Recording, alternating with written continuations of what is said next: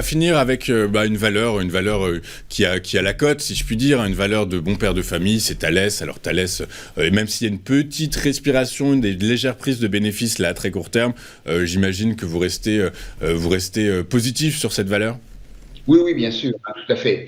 Alors Thales, fin de l'année dernière, début de cette année, on était engagé dans un long range qui a duré plusieurs semaines et même plusieurs mois, un long range en gros, entre 132 et 142 euros.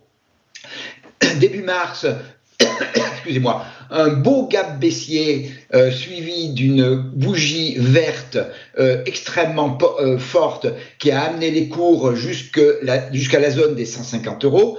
Un test de ce gap qui a été réduit et depuis que l'on a trouvé une grosse zone de support autour des 140, 141 euros, eh bien ça a été un rallye en ligne droite, sans bougie rouge, jusqu'à la zone des 162 euros. Là, on est rentré dans une structure de range, de consolidation à plat. Ce range est venu jusqu'au retracement 38,2 touché à plusieurs reprises du rallye qui a démarré sur la réduction, le haut de la réduction du gap. Donc une figure dont on pouvait s'interroger. Est-ce que c'est une figure de distribution ou une figure ou de réaccumulation? En général, on ne le sait qu'à la sortie. On l'a su à la sortie, au début du mois, avec un nouveau gap haussier qui a donné, eh bien, le résultat, c'était une structure d'accumulation. Alors,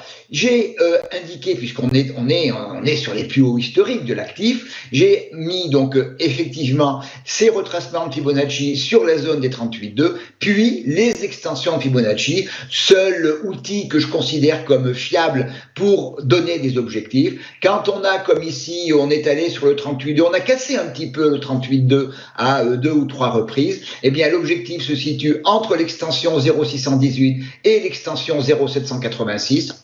Sur un plan statistique, c'est exactement ce qui s'est produit ici, avec un sommet à 169,15 euros.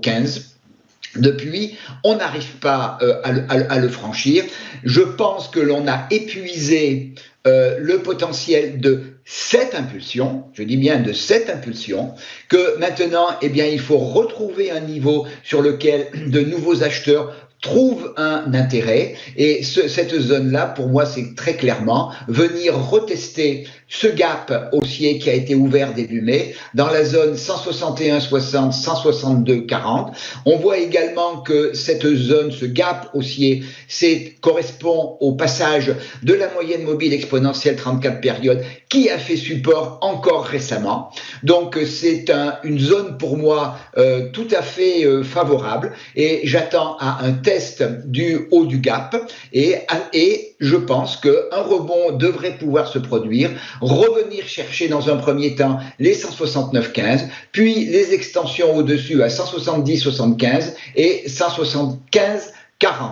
Il est clair que le comblement du gap en dessous de 161 euros invaliderait totalement le dernier mouvement haussier, c'est-à-dire la sortie de la consolidation.